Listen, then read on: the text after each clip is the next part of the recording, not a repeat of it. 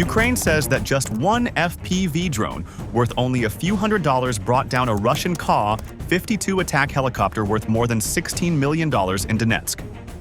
If that claim is fully confirmed, then this is not just another battlefield loss. It is the kind of moment that forces people to look again at what modern war is becoming. Because once a cheap drone can threaten one of Russia's most dangerous attack helicopters, the meaning of cost, power, and battlefield safety starts to change very fast. And that is why this story matters far beyond one aircraft. Across the front, the same pressure is already spreading, as Russian vehicles, supply lines, temporary shelters, artillery positions, and reconnaissance assets are being found and struck with growing speed. These are no longer isolated attacks. They are starting to look like pieces of a larger system, one in which drones are no longer just support tools, but the center of how Ukraine is shaping the fight. So the real question is not only how many targets Russia may lose next. The bigger question is how quickly this war is changing, and how costly that change could become for the side that fails to adapt. Stay with Military Force.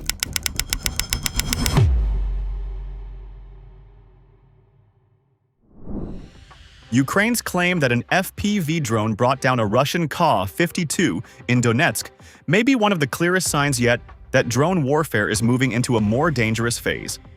The helicopter was hit on March 20th, and the footage was later released publicly. The Kyiv Independent noted that the claim had not been independently verified at the time, which matters because the battlefield is full of fast reports and information warfare. Even so, the case stands out because the target was not a truck, an armored vehicle, or a gun position, but one of Russia's best-known attack helicopters. That alone gives this episode much more weight than a normal drone strike. And once the target changes, the meaning of the strike changes with it. What makes the story so shocking is the cost imbalance.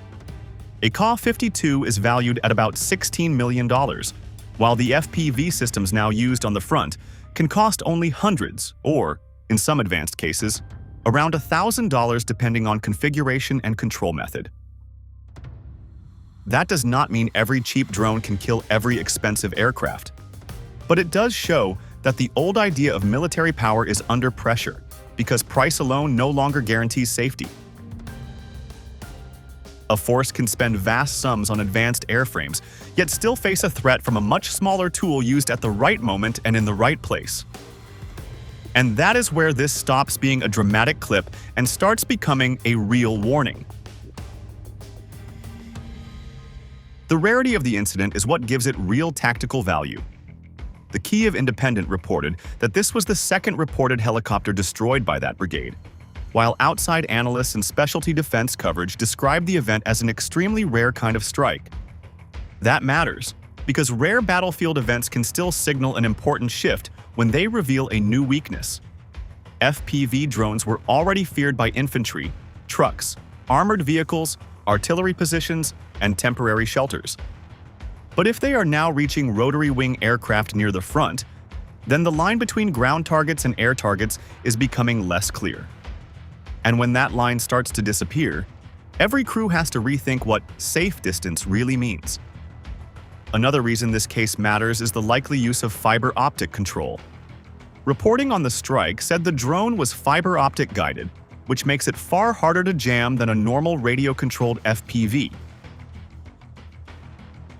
That is important because electronic warfare has been one of Russia's main answers to Ukraine's drone pressure.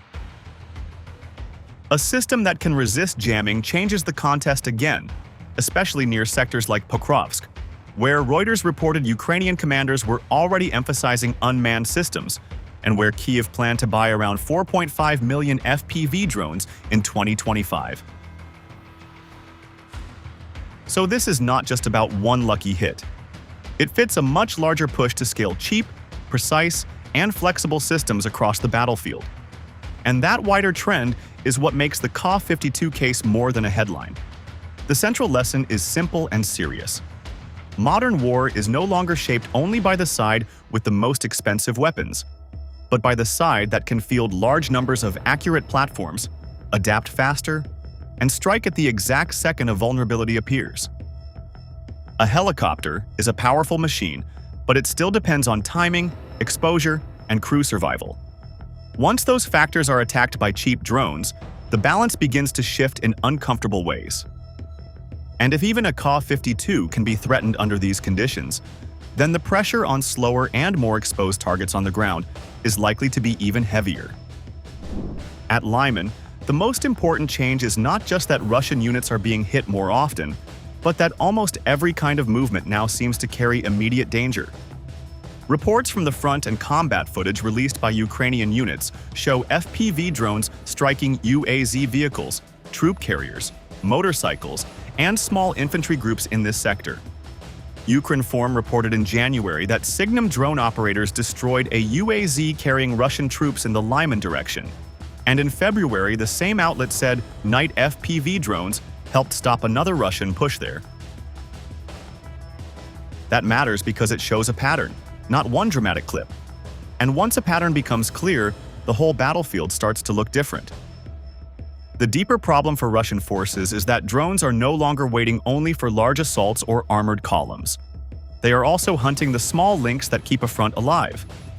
At Lyman, that includes light transport, scattered soldiers, and men trying to move through tree lines or broken ground without drawing attention. Several Frontline reports and unit videos describe Russian troops being tracked while running through wooded areas or trying to hide after being exposed. That changes the meaning of movement itself, because a short dash from one patch of cover to another can now become the moment a target is fixed. And when movement becomes exposure, survival starts to depend on seconds. What makes this even more serious is that drones are not only destroying targets, they are also erasing the feeling of safety. A road to the front is no longer just a route. It can become a hunting lane. A ruined house is no longer reliable shelter. A trench, a shallow dugout, a basement, or a thick cluster of trees may still hide a soldier from ground fire, but they do not guarantee protection from eyes above. This is why Lyman matters beyond the number of strikes recorded there. The real significance is the repeated rule that keeps appearing again and again. If something moves, it can be seen. If it is seen, it can be followed. And if it is followed, a strike may come very fast. That repeated chain is what turns separate attacks into a system of control. Night FPV operations make the pressure worse because darkness no longer protects forces the way it once did. Ukrinform's reporting on night drone attacks near Lyman suggests that Ukrainian units are using this method not only to hit targets, but to break the timing of Russian advances before they fully form. And once timing is broken, even a larger force can lose its shape. The heaviest consequence, then, is not only the loss of a few vehicles or several men in one strike. It is the damage done to the system behind them. When supply motorcycles, light vans, or small infantry groups are hit early, the rear begins to feel pressure too. Ammunition arrives late. Batteries do not get forward. Wounded soldiers become harder to move. Commanders lose confidence in routes that looked usable only hours earlier. That is why Lyman should be read as more than a violent sector on the map. It is also a warning about how drone pressure can slowly crack logistics from the front edge backward. And once the rear starts to weaken, the battlefield opens the door to a much wider breakdown. Russian logistics are becoming a battlefield weakness because every small resupply run now carries outsized risk. On this front, a truck is not just a truck, and a motorcycle is not just a motorcycle. Each one may be carrying ammunition, water, fuel, batteries, spare parts, or replacement troops to positions that are already under strain. When one of those vehicles is destroyed, the loss does not end with metal and cargo. It also breaks the flow that keeps a section of the front working. Reporting from the front in 2025 showed that drone-saturated zones behind the line were already slowing Russian movement, while Ukrainian officials and analysts described drones as a major reason assaults were becoming harder to organize and sustain. That matters because logistics is what turns fighting power into real pressure at the front. And once that flow begins to fail, the whole tempo of attack starts to suffer. The battlefield logic is simple, but brutal. If supply vehicles are hit before they arrive, Frontline troops may run short of shells, food, water, batteries, and basic repair items. That means fewer chances to rotate men, recover the wounded, or keep radios, drones, and optics running under constant pressure. Detailed reporting in late 2024 also showed that moving supplies near the trenches had become so dangerous under shelling and drone surveillance that unmanned ground systems were increasingly seen as necessary for basic resupply. That same reality helps explain why even small Russian transport assets now matter so much. A single strike can delay resupply, leave a unit exposed longer than planned, and weaken the force available for the next push. So the real damage is not only what burns on camera, but what fails to arrive afterward. That is also why Russian forces have increasingly turned to motorcycles, quad bikes, and other light transport. These vehicles are cheap, fast, and more flexible than larger trucks on broken ground. And multiple field reports say they are being used both for assaults and for carrying supplies close to the front. But that adaptation comes with a harsh trade-off. A smaller vehicle may move faster, yet it gives almost no protection once detected. In other words, Russia is shifting toward lighter logistics because the battlefield is dangerous. But those lighter systems are often perfect prey for FPV drones. And that contradiction is now shaping the pace of combat. Night movement used to offer at least some protection, but that advantage is fading fast. Ukrainian forces were reported in early 2026 to be using night FPV drones to disrupt Russian movement on the Lyman front, which shows that darkness no longer guarantees concealment. That matters because night once helped hide resupply, troop rotation, and the movement of vehicles closer to the line. Now, thermal sensors and improved drone cameras can pick up hot engines, body heat, and motion through broken terrain or tree cover.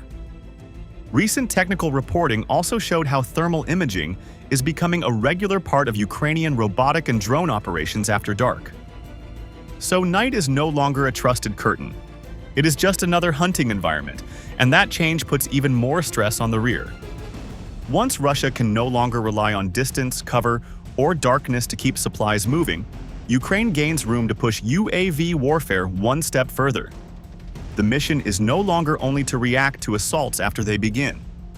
It is to keep searching, keep fixing targets, and keep breaking the links that make an assault possible in the first place. And once that pressure becomes continuous, the battlefield stops punishing single mistakes and starts punishing the entire system behind them. Ukraine's drone war is no longer built around waiting for a target to appear. It is starting to look more like continuous hunting, where the goal is to keep pressure on Russian forces from one moment to the next. That means drones can lie in ambush, track a vehicle that tries to escape, follow soldiers through tree lines, and strike again when they believe they have found cover. This matters because the battlefield is no longer divided into safe and unsafe spaces in the old way.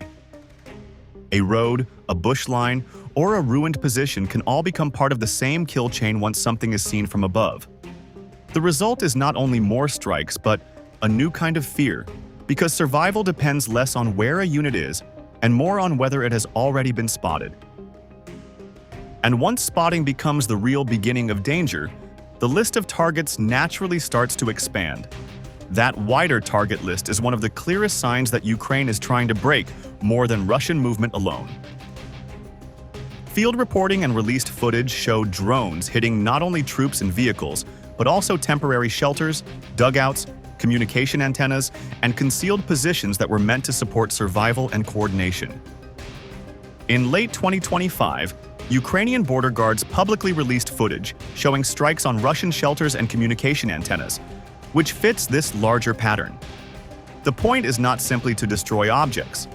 It is to weaken the enemy's ability to hide, talk, regroup, and stay connected under pressure. Once antennas are damaged and shelter stops feeling reliable, even units that are not under direct assault begin to lose confidence in their position. And when confidence starts to collapse, artillery and surveillance become the next critical layer. Russian artillery is also under greater pressure because concealment is no longer enough by itself. A gun crew may hide under camouflage, sit inside a prepared firing point, or operate from a position that once looked secure from ground observation. But reconnaissance drones can still locate signs of activity, and once a gun is found, an FPV strike or counter-battery fire can follow. That turns artillery into a much more fragile asset, especially when it has to keep firing from a known area over time. The deeper problem is that artillery depends on information as much as on shells. If the enemy can see the gun, track the crew, or map the firing pattern, then even a well-hidden battery becomes easier to break. And that is why the fight is moving beyond weapons alone and into the struggle over battlefield awareness itself. This is where Russian reconnaissance drones become high-value targets in their own right. Systems like Orlan, Zala, and Supercam are not just flying cameras. They are part of the network that helps Russian artillery find targets, helps infantry understand movement, and helps commanders react with speed. Ukrainian forces have increasingly focused on destroying these drones in the air, and reports from 2025 and 2026 show successful interceptions of Zala, Orlan, and Supercam platforms. That has wider meaning than a single aerial kill, because once those eyes are removed, Russian artillery fires with less accuracy, ground units coordinate less well, and commanders operate with weaker awareness. In simple terms, Ukraine is not only attacking what Russia has, it is attacking how Russia sees. And once vision is damaged, command and control start to erode with it. That is why UAVs now matter as tools of system erosion, not just direct attack. They can destroy a truck, but they can also blind reconnaissance, disrupt communications, expose artillery, and deny safe shelter at the same time. In that kind of model, the drone is no longer just a cheap weapon flying toward one target. It becomes part of a wider method for wearing down the enemy's command, control, surveillance, and communication network piece by piece. This is what makes the current phase so serious. The battlefield is no longer being shaped only by who shoots farther or owns more expensive equipment, but by who can keep the other side under constant observation and constant pressure. And once that logic is in place, the drone war no longer ends at the ground, because it starts building a new defensive layer behind the front as well. Drone warfare is no longer just a support tool for Ukraine. It is becoming a strike layer at the front and a defensive layer in the rear, which is why this war now looks increasingly drone-centric. At the front, FPV drones are shaping movement, hunting vehicles, and exposing infantry before assaults can build momentum. In the rear, interceptor UAVs are taking on another mission by trying to stop Shahed-type drones before they reach critical targets. Some reporting in 2025 and 2026 said these interceptor systems were credited with destroying a very large share of incoming drones, in some cases around 90%. That matters because drones are no longer used only to attack. They are also becoming part of a wider defensive shield. And once UAVs begin to shape both directions of the fight, the battlefield starts to change in a deeper way. The meaning of that shift goes beyond the number of interceptions. If the front is under constant FPV pressure, while the rear is covered by interceptor drones, then Ukraine is slowly extending UAV warfare across the full depth of combat. That creates one connected model. One layer watches approach routes and ambushes troops near the line. Another tracks supply movement and disrupts logistics before an attack fully forms. A different layer helps protect cities, infrastructure, and rear facilities from long-range drone strikes. That is important because modern war is often decided by depth, not only by what happens in one trench or one assault. And when one side begins filling that depth with cheap, flexible, and scalable UAVs, the battlefield becomes harder to enter and harder to survive. That is why the earlier signs now fit together. A Ka-52 can be threatened in the air.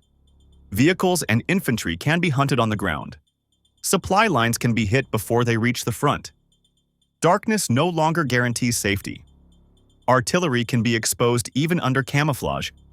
Reconnaissance drones can be destroyed to weaken fire control and battlefield awareness. Rear areas can be shielded by interceptor UAVs. These are no longer separate stories. They are all part of one system where drones are moving to the center of war. the strategic result is serious.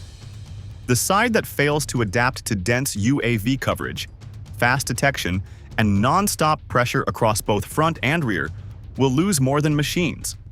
It will lose tempo, coordination, and control over the fight. So what is unfolding now is not just a series of shocking drone videos. It is a real change in the balance of modern war. What is taking shape now, from the claim that a Ka-52 was brought down by an FPV drone to the steady destruction of supply vehicles, infantry, artillery positions, shelters, and reconnaissance drones, is a much larger shift in the way this war is being fought. Ukraine is no longer using UAVs as just a supporting weapon. It is using them as the center of a wider combat system designed to break the enemy's battlefield function layer by layer. Movement can be tracked, resupply can be cut, hiding places can be exposed, artillery can be found, reconnaissance can be blinded, and rear areas can be protected by interceptor drones at the same time. That is why this trend matters far beyond one helicopter or one damaged convoy. It is putting real pressure on an older military logic that trusted expensive platforms, heavy firepower, and protected positions to control the fight. Now, systems that cost far less can still threaten those assets if they are faster, more flexible, and deployed in large numbers. If this pattern continues, future battles will not be decided only by who owns more weapons or bigger machines. They will be decided more and more by who sees first, adapts faster, connects drones more deeply into combat, and keeps that pressure active across the full battle space. In simple terms, this is not just Russia losing targets. This is modern war changing in real time. Subscribe to Military Force for more.